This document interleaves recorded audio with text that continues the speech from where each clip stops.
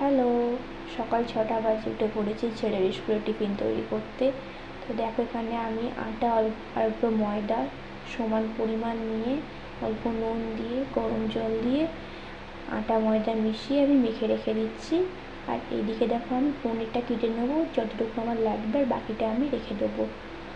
তো দেখো এখানে পনিরটা যতটা লাগবে কেটে নিয়েছি। আর অন্যদিকে একটা কড়া বসিয়ে নিয়েছি, কড়ার মধ্যে 1 চামচের মতন সর্ষের তেল দিয়েছি আর একটা স্লাইস করা পেঁয়াজ কুচি দিয়েছি। এখানে তোমরা সবজি দিতে পারো, গাজর, ক্যাপসিকাম, বিনস।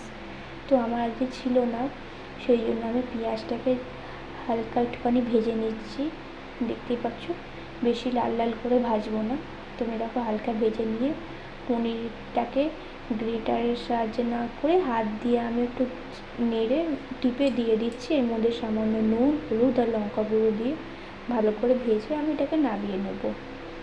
দেখো এখানে পনিরটা বেশ ভালো করে ভেজে নিয়েছি আর অল্প পনির ছিল সেটাও আমি দিয়ে দিয়েছি। আর এদিকে দেখো আমার পুরটা রেডি। আর এদিকে দেখো ওই আটার রুটি বানিয়ে তাওয়াতে ভালো মতন এপিট ওপিট করে লাল লাল করে আমি একটু সেঁকে নেবো।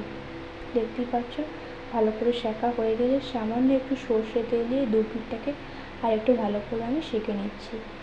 তো এবার রুটিটাকে নামিয়ে দিয়ে এবার পনিরের পুরটা দেবো আর ওপর থেকে একটুখানি অরিগ্যানো দিয়েছি। দিয়ে দেখো এবার রুটিটাকে আমি ফোল্ড করে দিয়ে এর মধ্যে কাগজের মুড়ে দিয়ে দিচ্ছি। এখানে তোমরা আমি সসটা এমনি শুরু দেবো, তোমরা চাইলে এর ভেতরে তোমরা সস দিতে পারো, বাট অনেকক্ষণ টিফিনটা থাকবে তো সেই জন্য আমি রোলটার মধ্যে আর সসটা দিলাম না। তো দেখো এখানে পনির রোলটা দিয়ে দিয়েছি আর কটা মিষ্টি দিয়েছি, দেখতেই পাচ্ছ মিষ্টি। আর এদিকে দুটো টিফিন হয়, ফ্রুট টিফিন, এটা লাঞ্চ টিফিন। তো ফ্রুট টিফিনে আজকে দিয়েছি ওয়াটারমেলন আর লাঞ্চ টিফিনে দিয়েছি পনির পরোটা আর দেখো মিষ্টি। তো বাই।